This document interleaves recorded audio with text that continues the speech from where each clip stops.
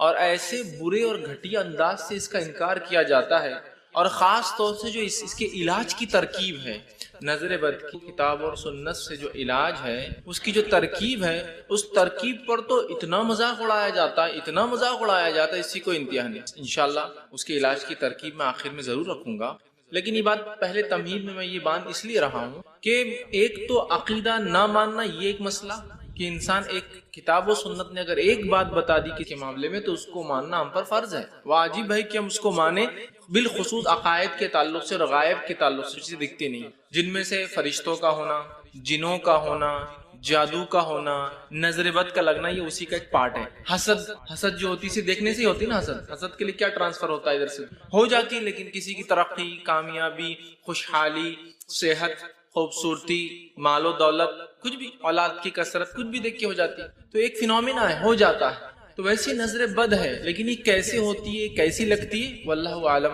یہ غائب کے معاملات میں سے ہے۔ لیکن امت مسلمہ کو دیکھا گیا بہت افراط اور تفریط شکار ہے۔ ایک تو وہ گروہ اور جماعت ہے جو ہر چیز کو نظر بد کی طرف منسوب کر رہا، بری نظر، ارے یہ بری نظر، ارے یہ بری نظر، مطلب بزنس نہیں ہوا بری نظر، کاروبار نہیں چل رہا بری نظر، بچے بیمار بری نظر، صحت میں کمزوری بری نظر، ہر چیز کو بری نظر۔ اور دوسرا طبقہ، دوسری جماعت وہ ہے کہ ہم مانتے نہیں اس کو، ہم ایکسپٹ ہی نہیں کرتے بری نظر کوئی چیز ہوتی، ہاں ایسا کیسا ہوتا، نظر میں سے کیا نکلتا، کیا لگتا، ذرا بتاؤ۔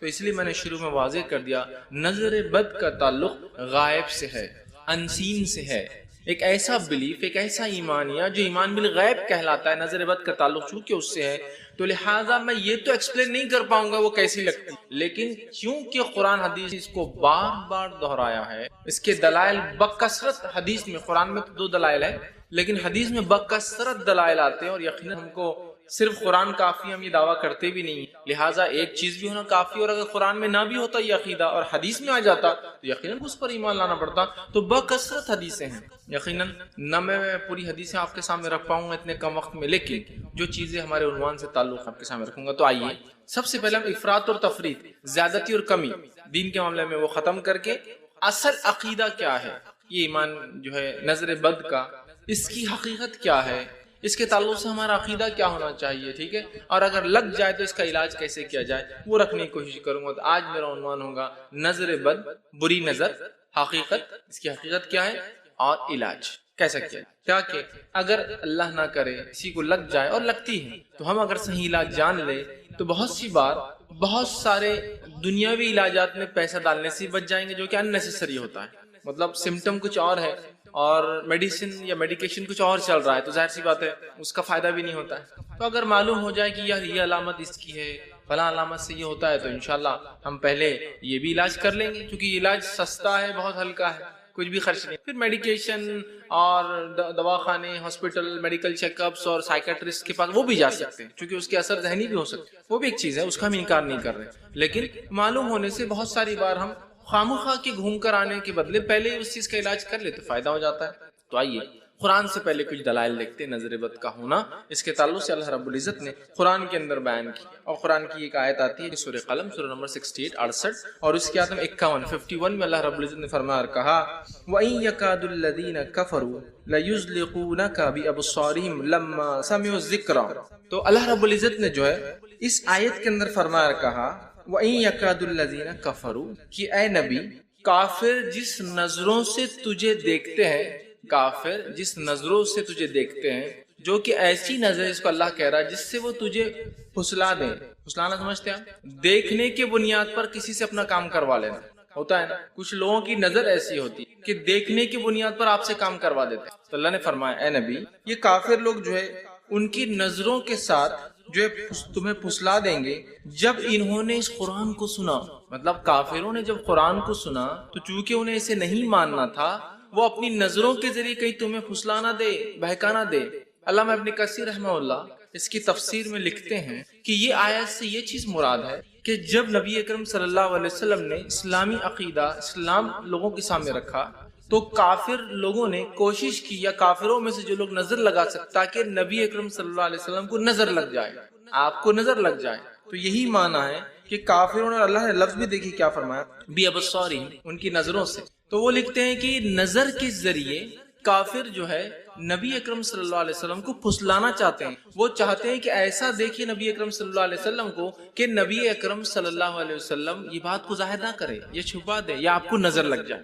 اب آپ بولیں گے نظر لگ جائے کیسا کافر چاہ سکتے، کیا نظر جان بوجھ کی بھی لگتی ہے؟ تو ہاں، کچھ لوگ ایسے ہوتے ہیں جن کی نظر کے بارے میں انہیں پتا ہوتا ہے با ایکسپیرینس، چونکہ زندگی میں بہت لوگوں کو لگا چکے ہوتے ہیں کہ ہماری نظر لگ جاتی ہے. ہوتے ہیں ایسے لوگ. تو وہ لوگ اگر خاص طور سے کسی نظر سے دیکھے تو نظر لگ جاتی ہے. انشاءاللہ تفصیلات آگے آئیں گے.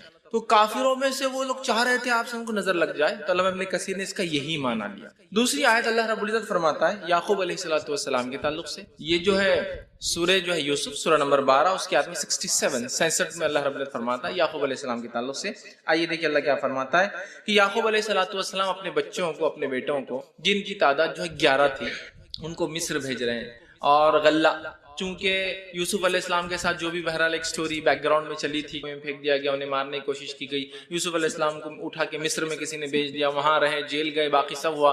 پھر ایک وقت آیا اللہ رب العزت نے ان کو عزیز مصر کی جگہ اپوائنٹ کر دیا کہ وہ خزائن الارض، ٹھیک ہے، کہ زمین کی جتنی معدنیات نکلتے ہیں، ریسورس، آج کل اس کی کئی منسٹریاں ہوتی ہیں، اس زمانے ایک ہی منسٹری تھی، وہ خزائن الارض، زمین سے جو نکلتا ہے اس کے ان کو اپوائنٹ کر دیا گیا. اب ہوا یہ کہ اناج کی کمی ہو گئی، تو ان کے گھر والے جو کنعان میں رہتے تھے، فلسطین میں رہتے تھے، وہ بھی مصر آئے کہ مصر میں اناج فری بٹ رہا ہے، اور مصر کی حکومت وہاں تک تھی فلسطین. اب آئے تو یوسف علیہ السلام نے سب کو پہچان لیا نا، چونکہ آپ تو چھوٹے تھے تب، ان سب کو پہچان لیا. اچھا، تو 10 بھائی آئے تھے. اب انہوں نے کہا میرا ایک بھائی زندہ ہے، اس کو بھی انہوں نے مار دیا. تو کہا تمہارا اور کوئی بھائی ہے؟ تو کہا ایک ہے. تو کہا اس کو بھی لاؤ تو اناج ملیں گے. اب وہ 11 بھائی مل کر آ رہے ہیں، جو کہ 2 بیویوں کی اولاد ہے یعقوب علیہ السلام. پہلی بیوی سے 10، دوسری بیوی سے 2، بنیامین اور یوسف علیہ السلام سیکنڈ وائف سے، چھوٹے تھے عمر میں. کہا لے کے آؤ اس کو بھی. تو اب یہ جو ہے آنے لگے تو یعقوب علیہ السلام نے کہا دیکھو میرے بچوں، ایک ساتھ مت داخل ہونا ہے ایک گیٹ سے. وہ فرماتے اور کہتے ہیں وقال یا بنی، اور یعقوب علیہ السلام نے اپنے بیٹوں سے کہا، 11 جو جا رہے تھے، اے میرے پیارے بچے، لا تدخلوا من باب واحد وادخلوا من ابواب متفرق، کیا میرے بچوں ایک دروازے میں سے داخل، متفرق دروازوں میں، الگ الگ دروازوں میں سے داخل. کیوں؟ کہیں ایسا نہ ہو جب تم ایک ساتھ، خوبصورت تھے وہ دیکھنے دکھانے میں، لہیم شہین تھے، مضبوط تھے، نبی کی اولاد میں سے، ٹھیک، تو کہیں ایسا نہ ہو کہ لوگ دیکھ کر نظر بد لگا دیں، بری نظر لگا دیں. تو کہا متفرق، الگ الگ دروازوں میں سے داخل ہونا. وما اغنی عنکم من اللہ شیء، اور یاد رکھنا اللہ کی طرف سے اگر کوئی بات ہوگی تو میں اس میں کوئی تبدیلی نہیں لا سکتا ہوں. دیکھیے، ایک تو کہہ رہے ہیں احتیاط کرنا، الگ الگ دروازوں میں سے جانا، اس کے بعد بھی اگر کچھ برا ہونا ہو تو ہم کچھ نہیں کر سکتے، وہ اللہ کی طرف سے ہوں گا. تو کہہ رہے ہیں کہ اللہ کی طرف سے ہوں گا تو پھر تو ہم کچھ نہیں کر سکتے. ان الحکم الا للہ، اس لیے کہ حکم تو اللہ کی طرف سے ہے تمام چیزوں کا. پھر فرماتے ہیں علیہ توکلت، اور ہمیں چاہیے اسی پہ ہم توکل کریں. وعلیہ فلیتوکل المتوکلون، اور تمام بھروسہ کرنے والوں کو، توکل کرنے والوں کو اللہ پر ہی توکل کرنا چاہیے. تو یہاں یعقوب علیہ السلام تدبیر دے رہے ہیں. دیکھو، فرسٹ میجر کیا لینا ہے؟ سیفٹی میجر، ساتھ مت جاؤ، الگ الگ جاؤ. لیکن الگ الگ جانے کے بعد بھی تقدیر میں جو لکھا ہے وہ ہم نہیں بدل سکتے. بچوں، اگر لگنا ہے نظر ہونا ہے برا تو تم الگ جاؤ یا ایک ساتھ جاؤ گی. اس سے ایک بات یہ بھی پتہ چلی، ہم جو احتیاط انسانی لیول پہ کر سکتے ضرور، اس کے بعد جو ہونا ہے وہ تقدیر. ایک جگہ آئل گرا ہوا ہے، لوگ گر سکتے ہو، تو انسانی میجرز کیا ہے؟ ہم کیا کر سکتے ہیں؟ اس سے مٹی ڈال سکتے ہیں. ریت مت ڈالیے ورنہ ریت سے گاڑی اور اسکیڈ ہو جائیں کسی کی. یاد ہے، مٹی ڈالیے، مٹی جذب کر لیں گے، جگہ پہ بیٹھ جائیں گے، اس کو کھینچ کے ہٹا دیجیے. سمجھ رہے آپ؟ یہ ہمارا ہے. اس کے بعد بھی جس کو گرنا ہوگا وہ گریں گے. لیکن ہم یہ نہیں کہہ سکتے ارے جس کو گرنا ہوگا وہی گریں گا، باقی نہیں گریں گے. انسانی کوشش کر لیجئے، پھر اللہ پر توکل، یہ معنی ہے. تو یعقوب علیہ السلام نبی تھے اور آپ سکھا رہے عقیدہ کہ دیکھو بیٹے، تدبیر کر لو، دنیاوی اعتبار سے ایک دروازے سے مت جاؤ، نظر بد لگ سکتی ہے. اب کوئی کہہ سکتا ہے اس میں نظر بد کا کہاں پورے مسئلے میں آیا، آیت میں کہیں بھی نہیں ہے. اب آئیے اس کی تفسیر دیکھنا پڑے گی ہم کو، اور یہ بڑی اہم چیز ہے کہ ہم صحابہ کے طریقے پر، ہر چیز کتاب اور سنت کو اعلیٰ فہم صحابہ کے طریقے پر، اور ان کے بعد کی جو 2 خاص نسلیں، صحابہ ملا کے 3 نسلیں، سب سے خیر جو ہے صحابہ، تابعین، تابعین، ان کے اقوال دیکھتے ہیں. اس تعلق سے علامہ ابن کثیر رحمہ اللہ اس کی تفسیر میں لکھتے ہیں، تفسیر ابن کثیر کے اندر وہ کہتے ہیں اور فرماتے ہیں ابن عباس اور محمد بن کعب، ابن عباس رضی اللہ عنہ تو یہ تو صحابی ہو جن کی تفسیر پتھر کی لکیر ہے ایک طرح سے. ان کے بعد محمد بن کعب، یہ تابعین میں سے جو کہ بہت مضبوط جو ہے تفسیر کرنے والے لوگوں میں سے محمد بن کعب. مجاہد جو کہ اس شاگرد خاص ہے ابن عباس رضی اللہ عنہ کے، جنہوں نے ان کی تفسیر کو جمع بھی کیا تفسیر مجاہدی کے نام سے، جو کہ 4 جلدوں میں الحمدللہ اردو زبان میں چھپی. بہرحال تو مجاہد، زہق، ٹھیک. اسی طرح جو ہے قتادہ، سدی، یہ وہ نام ہے تابعین کے جو تفسیر میں ایسا ہو ہی نہیں سکتا کہ یہ نام آپ کبھی نہ سنے. قتادہ نے کہا، ضحاک فرماتے ہیں، سدی کا قول. یہ وہ ہے جو کبار تابعین میں بالخصوص تفسیر میں ماہر رکھتے ہیں، مطلب ایک صحابی اور باقی تابعین رحمہ اللہ یہ فرماتے ہیں. اور کچھ لوگ مطلب جو رضی اللہ عنہ صحابہ بھی ہے اور جو ہے رحمہ اللہ مطلب جو تابعین میں سے، انہوں نے کہا کہ یعقوب علیہ السلام نے اپنے بیٹوں کو نظر لگنے کے خوف سے خوف زدہ ہوئے تھے، کیونکہ وہ بیٹے خوبصورت، خوش نظر اور خوش منظر تھے، مطلب دیکھنے میں اچھے تھے، نظر میں اچھے بھرتے تھے، اس طرح سے وہ لکھ رہے ہیں، مطلب خوبصورت تھے. لہذا یعقوب علیہ السلام اس بات سے ڈرے کہ کہیں لوگ ان کے بیٹوں کو نظر بد کے ذریعے نقصان نہ پہنچائے، کیونکہ نظر لگنا حق ہے جو کہ کسی ماہر گھڑ سوار کو اپنے گھوڑے پر سے گرا سکتی. ماہر گھڑ سوار گھوڑے پہ جا رہا ہے اور آپ نے نظر لگا دی اس کو، اور کیا چلا رہا ہوگا اور گر سکتا. ماہر ہے الگ، لیکن کوئی فائدہ نہیں کہ اس کی مہارت بھی، کسی نظر لگا دی آپ نے، سمجھ رہے ہیں، تو وہ گر سکتا. تو قرآن سے پتہ چلا، اس کی تفسیر اقوال صحابہ اور تابعین سے پتہ چلا نظر کا لگنا حق ہے. اب آئیے سنت کی طرف جاتے ہیں، حدیث بھی دیکھ لیتے ہیں کچھ. تو یہ ایمان لانا ضروری ہے اور اس کی کوئی گنجائش نہیں ہے کہ ہم انکار کریں صرف اپنی عقلوں کی بنیاد پر جو بہت ویک اور کمزور ہوتی ہے. ہماری عقلیں تو کبھی کبھار دنیا کی پیچیدہ مسائل نہیں سمجھ پاتی، ہوتا ہے نا. چھوٹی موٹی تجارت کے معاملات تو ہم اور آپ بھی سمجھ لیتے ہیں، بڑی بڑی تجارتوں کے معاملات تو سی اے کو ہی سمجھنا پڑتا. تو وہ چیز ہم نہیں سمجھ سکتے جو کہ ہم کرتے ہیں، خود ہم بزنس کرتے سمجھتا ہوا ہے ہمارا بزنس، ہے نا. تو یہ تو دنیا ہے. تو ایسے غائب کے بہت سارے معاملات تھے سمجھ. تو یہاں قرآن نے کہہ دیا ہم کو ایمان. اب آئیے حدیث کی طرف ہم چلتے ہیں. نبی اکرم صلی اللہ علیہ وسلم فرمائے، صحیح مسلم کی روایت، آپ نے فرمایا اور کہا عین الحق، نظر کا لگنا حق ہے. کیا فرمایا آپ نے؟ عین الحق، نظر کا لگنا حق ہے. ولو کان شیء سبق القدر سبقت العین، اگر کوئی چیز تقدیر پر سبقت لے جاتی، تقدیر سے آگے جاتی تو وہ نظر ہوتی. نظر کا لگنا حق ہے. اگر کوئی چیز تقدیر سے بھی آگے جا سکتی، جاتی نہیں، جا سکتی، کسی کو اجازت ہوتی اللہ کی طرف سے، تو وہ کس کو ہوتی؟ نظر کو. مطلب نظر بھی اگر لگتی ہے تو تقدیر میں ہے تو ہی لگتی ہے، لیکن اگر سبقت لے جانے کی کسی کو اللہ صلاحیت دیتا تو عین نظر کو ہوتی ہے. تو کہا اگر کوئی چیز سبقت لے جاتی تقدیر پر تو وہ نظر ہوتی ہے. پھر فرمایا وَإِذَا اسْتُغْسِلْتُمْ فَاغْسِلُوا، تو اگر تمہیں غسل کہنے کا کہا جائے تو غسل کر لو. ابھی غسل کہنے کا کہا جائے تو غسل کر لو، کیوں کہا گیا نظر کے ساتھ؟ یہ اس کا علاج ہے. انشاءاللہ میں آگے تفصیلات میں علاج کے طریقے میں رکھوں گا یہ غسل کیوں کہا گیا اور یہ کیسے ہوتا ہے اور کیوں لوگ اس کا مذاق اڑاتے ہیں. جیسے میں نے کہا نا، بہت سارے لوگ اس کی علاج سے بڑا مذاق اڑاتے ہیں، خاص طور سے جن کا ایمان حدیثوں پر کمزور ہوتا ہے یا اپنے آپ کو جو اہل قرآن کے نام سے دعویٰ کرتے ہیں، جو حقیقت میں منکر حدیث ہوتے ہیں، وہ بڑا مذاق اڑاتے ہیں. یہ علاج کا طریقہ، یہ کوئی طریقہ ہے کہ خود اس میں گندگی شامل اور آپ بول رہے سے علاج ہوتا ہے. ٹھیک ہے، تو بہرحال ہم انشاءاللہ وہ دیکھیں. تو کہا اگر تم سے غسل کا کہا جائے تو تم غسل کرو. تو کسی مومن کے لیے جائز نہیں ہوگا کہ اس کے بھائی کو نظر لگ جائے اور اس سے کہا جائے کہ غسل کرو اور وہ نہ کرے.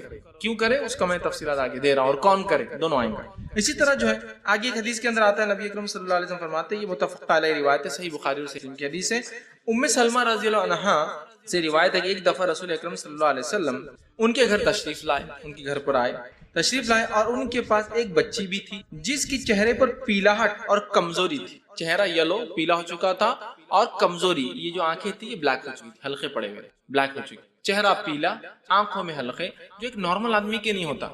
چہرہ نارمل اور حلقے ہوتے ہیں کبھی کبھار زیادہ چیزوں کو دیکھنے سے، یا کوئی ایسا کام جس میں کنٹینیوسلی آنکھوں کا یوز ہوتا ہے یا مانیٹرز کو دیکھنے سے، کیمراز، وہ ہوتا ہے اس، وہ تو ایک چیز ہے.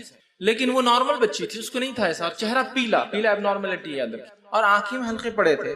تو اس پر جو پیلاہٹ اور کمزوری تھی، رسول اللہ صلی اللہ علیہ وسلم نے ارشاد فرمایا اور کہا اس پر دم کرو کیونکہ اس پر نظر کا اثر ہے. اس پر دم کرو کیونکہ اس بچی پر نظر کا اثر ہے. مطلب نظر سے نظر بد یاد رکھیں، جو اردو میں ہم لوگ بولتے ہیں عام طور سے. اس پر نظر کا اثر ہے، مطلب اس کو نظر لگی ہے، اس چیز کو آپ دیکھو. یہ نبی اکرم صلی اللہ علیہ وسلم نے ان سے فرمایا. تو یہ حدیث ہی واضح کرتی ہے کہ نظر کا لگنا حق ہے، اور آپ صلی اللہ علیہ وسلم بچی کے لیے نظر کا علاج کرنے کا حکم دیا دم کے ذریعے. ٹھیک.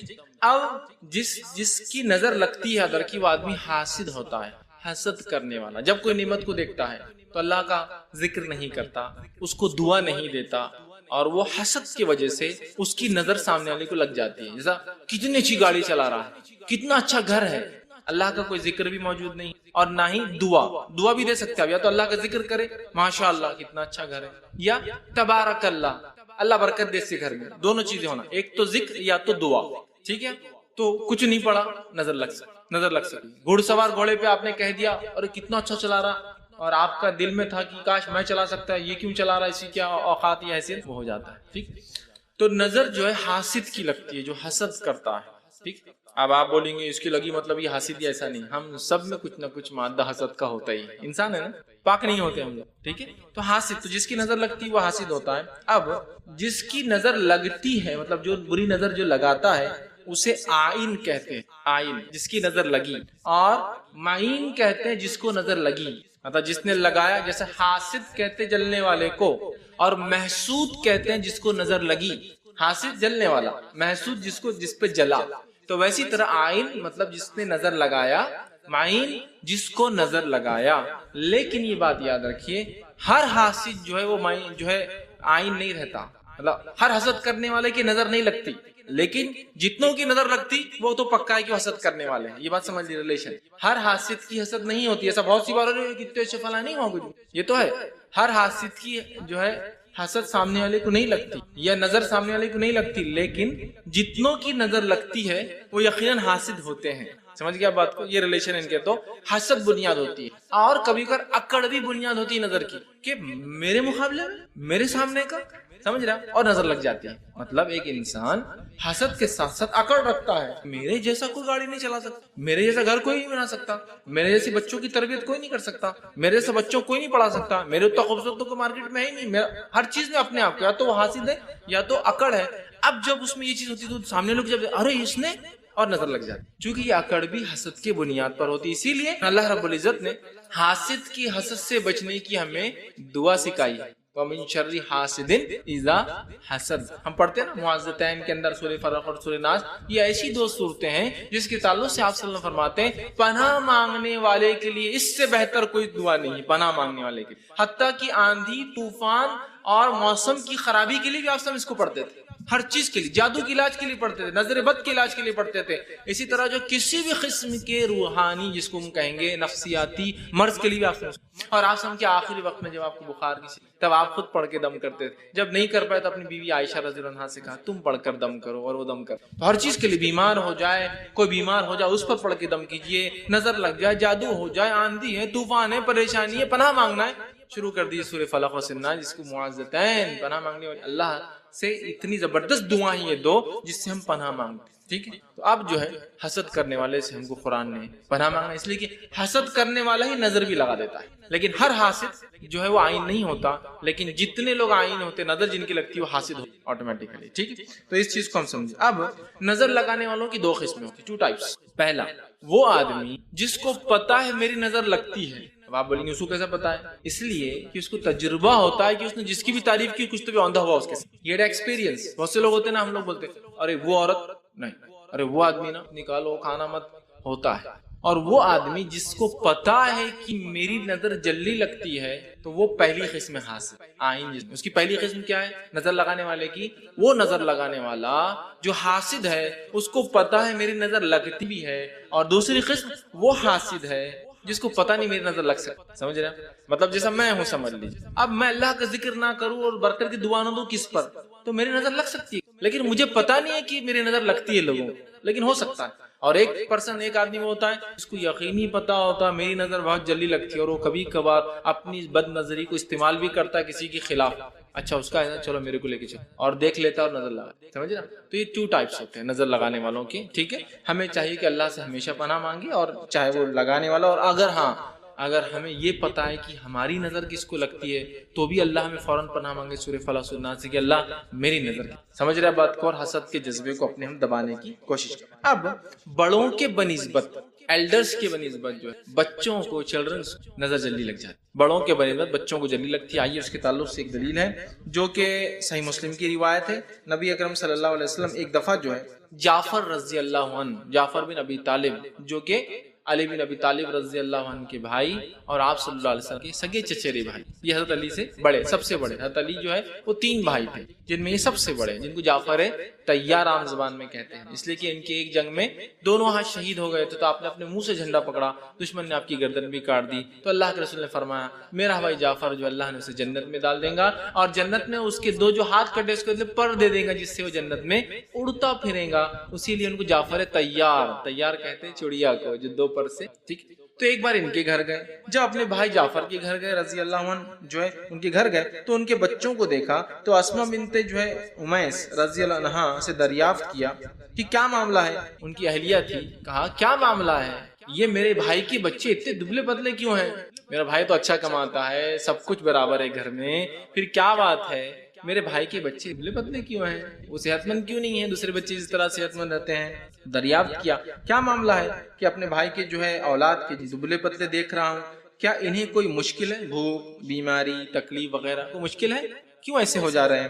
تو درپیش ہے تو جو ہے اسما بنت امیس رضی اللہ عنہ عرض کیا اور فرمایا جی نہیں، لیکن انہیں بہت جلدی برے کاموں کی طرف مائل ہوتے ہیں اور وہ کام کر بیٹھتے ہیں جو شریعت جس کی اجازت نہیں دیتا، اور بعد میں جب انہیں صحیح چیز کا علم ہوتا ہے تو بہت پچھتاتے ہیں۔ تو کیوں نہ ہو کہ ہم وہ چیز کو پہلے ہی جان لیں جو عقیدے کو بگاڑنے میں آج اس معاشرے میں سب سے زیادہ اہم رول ادا کر رہی ہے۔ جو عقیدے میں بگاڑ آ رہا ہے لوگوں کی، وہ اسی قسم سے آ رہا ہے کہ لوگوں کو جنوں کی حقیقت نہیں پتہ، جادو کیا ہے، اس کا علاج کیسے ہوتا ہے علم نہیں ہے۔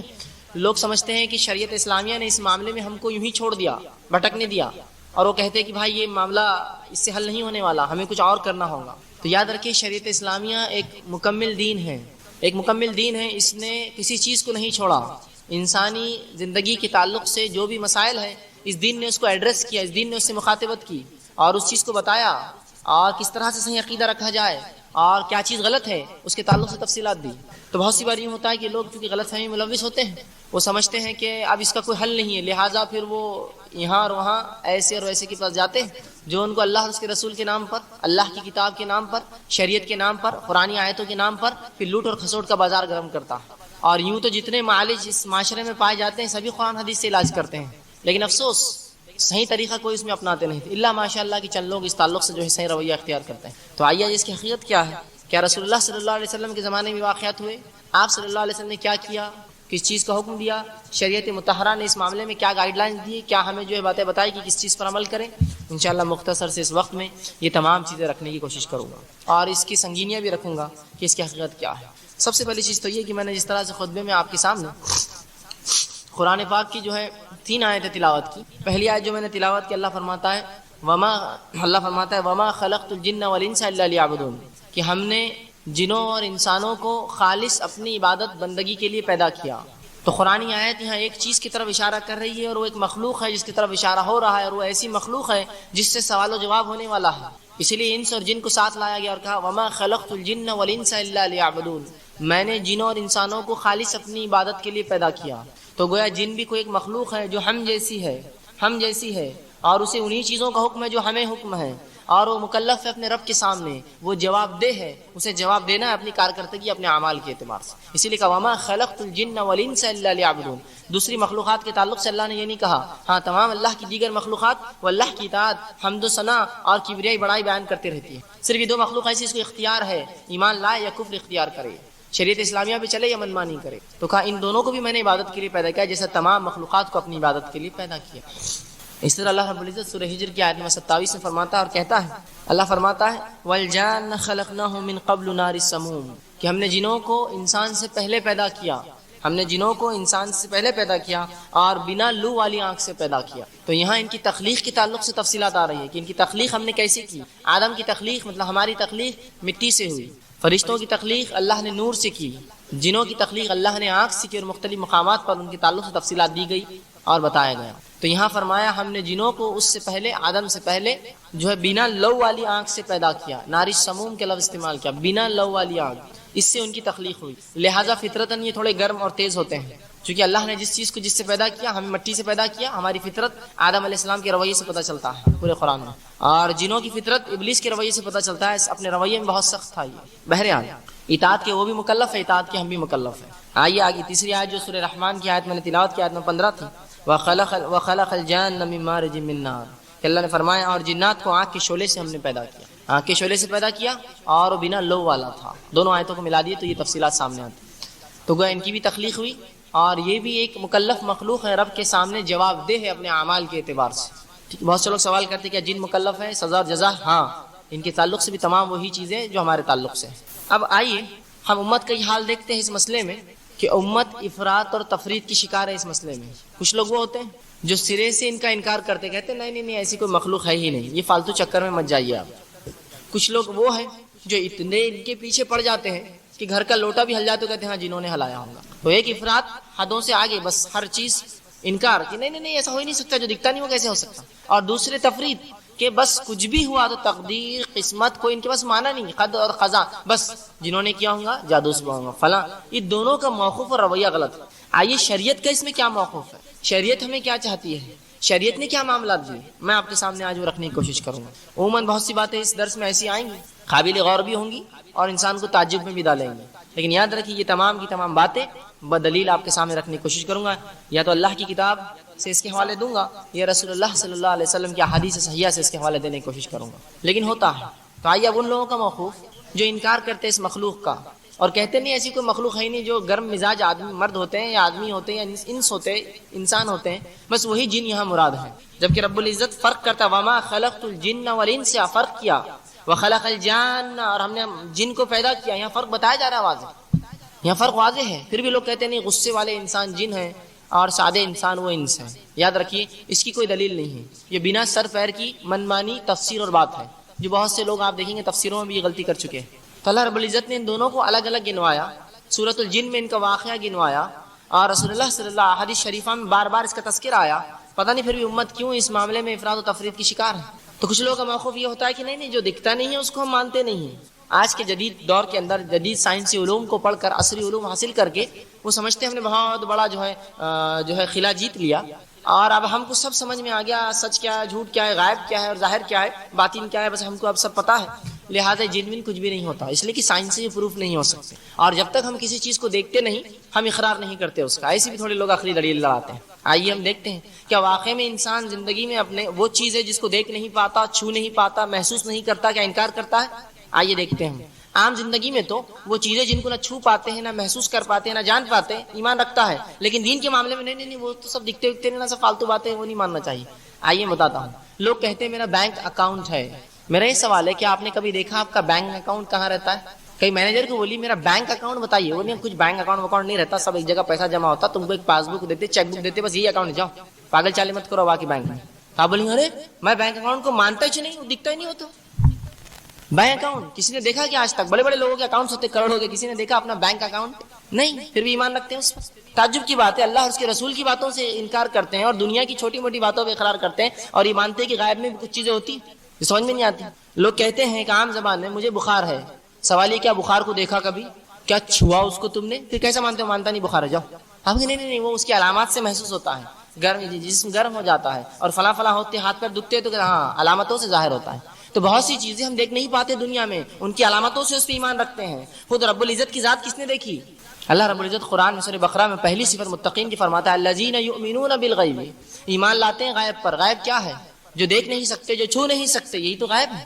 اگر صحابہ کہتے نہیں جو دکھتا نہیں وہ تو ہم ایمان نہیں لا سکتے، تو ایمان بالغیب تو پورا ہی ایسا ہے، نہ اللہ کو کسی نے دیکھا، نہ فرشتوں کسی نے دیکھا، نہ نبیوں کسی نے اصلی شکل میں دیکھا، نہ کتابوں کو ہم نے دیکھا اصلی شکل میں جو لوح محفوظ پر ہے.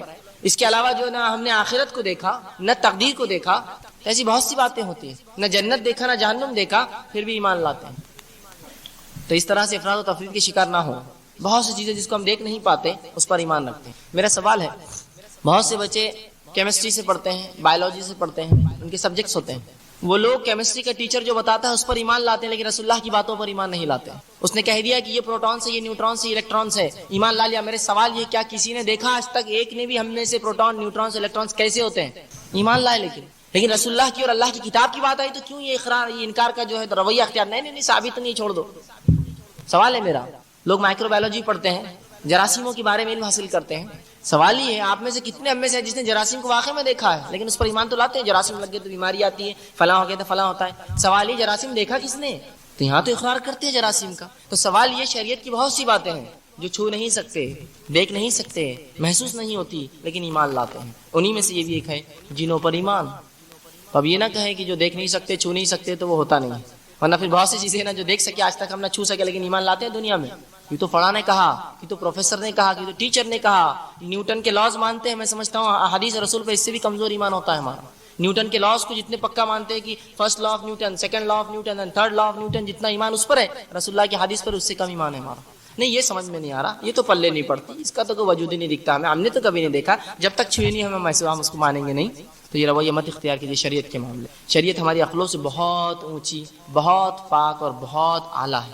ہاں یہ کہیے اللہ میرا ذہن اتنا قاصر ہے، سمجھ نہیں پا رہا ہے، تو مجھے ہدایت دے کہ میں تمام چیزوں کو سمجھ سکوں. بہرحال تو بہت سی چیزیں دنیا میں ہوتی ہیں جو ہم ایمان لاتے ہیں لیکن ان کو کبھی دیکھ نہیں پاتے اور چھو نہیں سکتے. انہی میں سے ایک چیز ہے جنوں کا وجود. جنوں کا وجود یہ ایک اللہ کی مخلوق ہے. رسول اللہ صلی اللہ علیہ وسلم ان کے تعلق سے حدیث میں فرماتے ہیں اور کہتے ہیں، مسلم کی روایت ہے، اللہ نے جو ہے فرشتوں کو نور سے پیدا کیا، جنوں کو آنکھ سے پیدا کیا، اور آدم کو اس چیز سے پیدا کیا جس کے تعلق سے بتا دیا گیا ہے، مطلب اللہ کی کتاب میں ذکر کر دیا گیا ہے، مطلب مٹی سے پیدا کیا. تو یہاں تین مخلوق کو الگ الگ گنوایا. ایک فرشتوں کا تذکرہ کیا، نور سے پیدا کیا. یہ مکلف نہیں اللہ کیا تھا، یہ مکلف، یہ اس کے جواب دہ مخلوق نہیں. یہ تو وہی کرتی جو اللہ چاہتا ہے، اطاعت گزار مخلوق. اس کو چوائس بھی نہیں ہے، کوئی اختیار نہیں اچھے اور برے کا، اس کو تو چھوڑ دیجیے.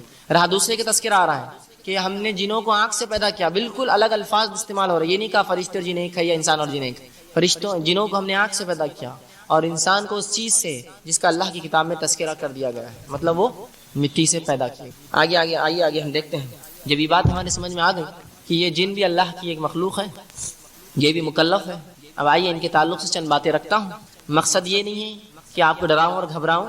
اکثر جب بھی جنوں کی بات آتی ہے لوگ آس پاس دیکھتے ادھر بیٹھا ہوا تو نہیں کوئی، اور بیٹھا تو باہر گیا تو دکھ رہا کہ نہیں میرے کو، تو بھاگ گیا بولے تھا ایک آیا تھا. غلط فہمیاں ہوتی بہرحال. تو انشاءاللہ عزیز چند باتیں رکھوں. مقصد نہ ڈراؤں، نہ یہ ہے کہ آپ کو خواہ کی کسی مشکل میں ڈالوں، بلکہ مقصد یہ ہے کہ صحیح علم دو، جس کی وجہ سے، جس کا علم نہ ہونے سے عقیدوں میں بگاڑ آتا ہے. تو عقیدوں میں بگاڑ نہ آئے بول کر یہ بات میں آپ کے سامنے رکھ رہا ہوں، تاکہ جب بھی کوئی مسئلہ ہو ہم اس چیز کو جان لیں، اس چیز کو سمجھ لیں. ورنہ عموماً اس اللہ کی مخلوق کے تعلق سے بڑی غلط فہمیاں اس حد تک کہ ہم مسجد میں سوتے ہوئے اٹھا کے پھینک دیا کسی نے.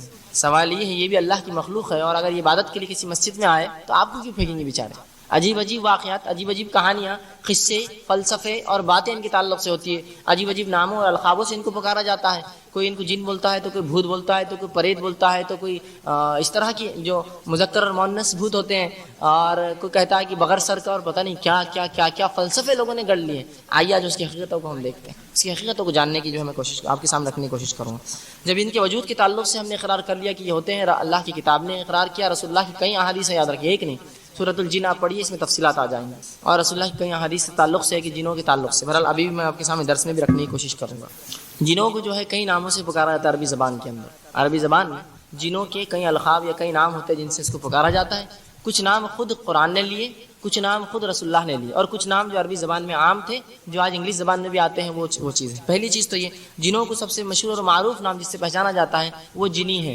انگلش میں بھی یہ نام سے جنوں کو پکارا جاتا ہے، وہ عربی کا لفظ ہے جنی، چھوٹے جن کو کہا جاتا ہے. تو جو ہے یہ جو ہے تو رسول اللہ سے تو یہ لفظ ثابت نہیں، لیکن عربوں کے اندر یہ نام ہوا کرتے ہیں جنوں کی. کچھ احادیث ثابت ہے، اس کا بھی تذکرہ کرتا چلوں گا، اور جو نہیں ہے وہ بھی کرتا چلوں گا. تو جنی کہا جاتا ہے جنوں کی عام قسم کو، یا جن جس کو کہتے ہیں. انگلش میں بھی یہ لفظ جنی آتا ہے، الادین اور اس کا جنی لفظ استعمال ہوتا ہے. انگلش زبان میں جنی یہیں عربی سے جاتا ہے. اسی طرح کچھ جن ہوتے ہیں جن کا نام جو ہے عامر ہوتا ہے، کچھ کو ارواح کہتے ہیں. اب میں اس لیے رکھ رہا ہوں کہ نام سے شروعات ہوتی ہے کسی بھی چیز کی. کچھ کو ارواح کہا جاتا ہے، ٹھیک ہے. اسی طرح یہ ارواح انہیں کہتے ہیں جو انسانوں کو راستے میں تکلیف دیتے ہیں، دروں کے اندر آ کر، اس کو روح بولتے ہیں، روح بھٹک رہی اس طرح سے. ارواح عربی میں کہتے ہیں. یہ آ کے لوگوں کو تکلیف دیتے ہیں. جو لوگ مر چکے ہوتے ہیں ان کے چہروں میں آ کر انسانوں کو ڈراتے ہیں، دھمکاتے ہیں، یا پھر نئی باتیں سکھاتے ہیں. تو اس طرح کی یہ کام کرتے ہیں. اسی طرح جو ہے شیطان یہ قوی ہیکل جن ہوتا ہے. اس کو عربی میں بھی شیطان کہتے ہیں. قرآن نے بھی ابلیس کو شیطان کہا، تو شیطان بھی کہا جاتا ہے. اسی طرح افرید بھی انہیں کہا جاتا ہے. افرید ایک بہت قوی ہیکل جن جو سلیمان علیہ السلام کا سورہ قصص کا واقعہ پڑھ لیجئے کہ ایک افرید نے سلیمان سے کہا، سلیمان تیرے اٹھنے سے پہلے، اس مجلس کے برخاست ہونے سے پہلے میں سبا کی رانی کا تخت تیرے پاس لا دوں گا. تو یہاں بھی افرید ایک جن کا نام آتا ہے جو کہ احادیث میں آتا ہے، اور علماء لکھتے ہیں بڑا قوی ہیکل جن ہوتا ہے جس کے تعلق سے قرآن نے تذکرہ کیا. اسی طرح خبث اور خبائث، رسول اللہ فرماتے ہیں جب بھی کوئی شخص بیت الخلاء جائے یہ دعا کرے اللہم انی اعوذ بک من الخبث والخبائث. تو خبث اور خبائث جنوں کی وہ نسل رسول اللہ فرماتے ہیں جو بدترین قسم ہے، جو انسانوں کو جب وہ ننگے ہوتے ہیں، جب تاڑتی ہے، جب دیکھتی ہے، جب تکلیف پہنچاتی ہے. تو جب بھی حمام میں جایا کرو، بیت الخلاء اور پیخانوں میں جایا کرو، رسول اللہ فرماتے ہیں یہ دعا ضرور پڑھ لیا کرو، اللہم انی اعوذ بک من الخبث والخبائث، کہ اللہ میں پناہ مانگتا ہوں تجھ سے یہ غلیظ نسل جنوں کی خبث ان کے مذکر سے اور خبائث ان کے مؤنث سے، دونوں سے، جن مطلب ان کے اندر مذکر اور مؤنث میل فیمیل بھی ہوتے ہیں، جس طرح ہم میں ہوتے ہیں مردوں کے اندر عورت اور مرد ہوتے ہیں اسی طرح ان میں بھی ہوتے ہیں۔ تو یہاں رسول اللہ نے دعا سکھائی ان سے پناہ مانگنے کی، بچنے کی۔ تو یہ چند نام تھے جو قرآن حدیث میں اور عربی زبان میں مشہور اور معروف ہے جنوں کے۔ آئیے اب دیکھتے ہیں ان کی قسمیں کیا ہیں۔ حاکم کی روایت ہے، آپ صلی اللہ علیہ وسلم فرماتے ہیں جنوں کی 3 قسمیں ہوتی ہیں۔ 3 قسم کے ہوتے ہیں، ایک وہ ہوتے ہیں جو اڑتے پھرتے ہیں، اس سے بھی ایک صفت پتہ چلتی ہے ان کی کہ یہ اڑ سکتے ہیں، جو اڑتے پھرتے ہیں۔ دوسرے فرماتے ہیں آپ صلی اللہ علیہ وسلم جو شکلوں میں ہوتے ہیں، مختلف شکلوں میں، سانپ کتے کی شکل میں، حدیث میں الفاظ بالخصوص آئے ہیں، سانپ اور کتوں کی شکل میں ہوتے ہیں، تو مطلب دوسری قسم شکلوں میں ہوتے ہیں۔ تیسری رسول اللہ صلی اللہ علیہ وسلم فرماتے وہ ہے جو کبھی کہیں ٹھہرتے ہیں اور کبھی سفر کرتے ہیں، کبھی رکتے ہیں اور کبھی چلتے ہیں۔ تو یہ 3 قسمیں رسول اللہ صلی اللہ علیہ وسلم نے بتائی ان کی رہائش کے اعتبار سے۔ ایک وہ جو اڑتی پھرتی ہے، دوسری قسم وہ جو جانوروں کی شکل میں یا کسی شکل میں آتی ہے، لیکن میں پھر کہوں گا ہر چیز پر یہ شک مت کیجیے آپ کی جن تو نہیں ہے کہیں، ورنہ کوئی کتا آ کے آپ کے سامنے کچھ کھا رہا بڑے جان دو چھیڑو مت، پتہ نہیں جن تو نہیں ہو، یہ معنی نہیں یاد رکھیں۔ آگے رکھوں گا اس کی تفصیلات، آگے تفصیلات رکھوں گا کہ شکلیں کب لیتے ہیں اور کیا نقصان ان کو ہوتا ہے اس میں۔ بہرحال تیسری وہ شکل ہوتی ہے جنوں کی جو کسی مقام پر کبھی ٹھہرتی ہے اور کبھی جو ہے سفر کرتی ہے، نکل جاتی ہے، مطلب خانہ بدوش جس کو کہیں گے، رکتے ہیں اور چلے جاتے ہیں۔ تو بہرحال رسول اللہ صلی اللہ علیہ وسلم نے ان تینوں قسموں کا تذکرہ کیا۔ اب آئیے پہلی چیز تو یہ جان لیں، جب اڑنے کے تعلق سے ان کی حدیث آتی ہے، اللہ رب العزت نے ان کو بہت تیز اڑنے کی صلاحیتیں دی ہیں۔ یہ پہلے آسمان تک رسائی کر سکتے ہیں چند سیکنڈ یا چند منٹوں میں، جس کو ہم کہیں گے، اتنی قوت ان کو اللہ رب العزت نے دی ہے۔ اور یاد رکھیے اللہ جب بھی کوئی نعمت دیتا ہے اس کا سوال بھی کرے گا۔ اللہ رب العزت نے فرما دیا سورہ تکاثر میں کہ جو نعمتیں دی جائیں گی اس کے تعلق سے تم سے سوال ہوگا۔ تو جن اور انس کو جو نعمتیں دی گئی سوال ہوگا، اگر صحیح استعمال ہوتا ہے تو فائدہ ہوگا، غلط استعمال کرتا ہے تو اس کو جواب دہ ہے۔ تو ان کی صلاحیتوں میں یہ ہے جیسے رسول اللہ اڑتے پھرتے ہیں، یہ پہلے آسمان تک رسائی کر سکتے ہیں۔ دوسری جو شکلوں میں ہوتے ہیں، یاد رکھیں جن کبھی بھی شکل بآسانی نہیں لیتے، اس لیے کہ جب یہ کسی شکل میں آ جاتے ہیں تو پورے طبعی قوانین، فزیکل لاز ان پہ لاگو ہو جاتے ہیں۔ مثال کے طور پر ایک جن نے کتے کی شکل لی اور کسی نے کتے کو مار دیا تو وہ ختم ہو جائیں گے۔ تو تمام طبعی قوانین اس پہ لاگو ہو جا سکتے، وہ انسان کی نظروں کے سامنے اپنی اہلیت کو بدل نہیں سکتے۔ وہ ایک مقام پر اللہ نے ان کو رکھا ہے، اس مقام سے بدل کر یہاں آتے ہیں، تو ایسا نہیں ہو سکتا کہ کوئی کتا آپ کو دیکھ کر یوں غائب ہو جائے۔ تمام طبعی قوانین اس پر لاگو ہو جاتے ہیں، تو کوئی جن اتنی بڑی غلط فہمی نہیں کرتا عموماً۔